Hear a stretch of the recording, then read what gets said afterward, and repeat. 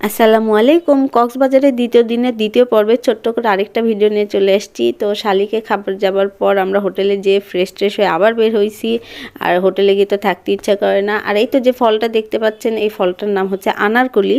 এটা আমরা ট্রাই করছিলাম। এটা ওখানকার স্থানীয় ফল। তো পাকা ফলের উপর ওনারা এইভাবে মশলা দিয়ে একবারে মেখে দেয়। খেতে কেমন, খেতে আসলে টক টক, খুবই মজা লাগছে। যদি আমি ফার্স্টে খেতে চাই নাই, তো ওর বাবা দেখতেছি মানে বলতেছে খেয়ে দেখো, অনেক মজা পাবা। পরে খাইছিলাম আসলে, আলহামদুলিল্লাহ। যাক, খাইছি, ট্রাই করছি। আপনারাও গেলে অবশ্যই খাবেন। এটা আমরা সুগন্ধা বিচের ওখানে গিয়ে সামনের দিকে বসেছিল মামারা। তা আসলে ফলটা অনেক মজা ছিল। সবাই একবার হইলেও ট্রাই করবেন। আমাদের তো অনেক ভালো লাগছিল। এই দিনে আমরা অনেকক্ষণ পর্যন্ত সমুদ্রের পাড়ে বসেছিলাম। অনেক ভালো লাগছিল রাতে সমুদ্র দেখতে।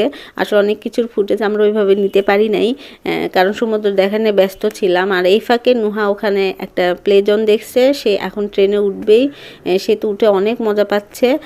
তো কি আর করার, ওর কথা তো শুনতেই হয়।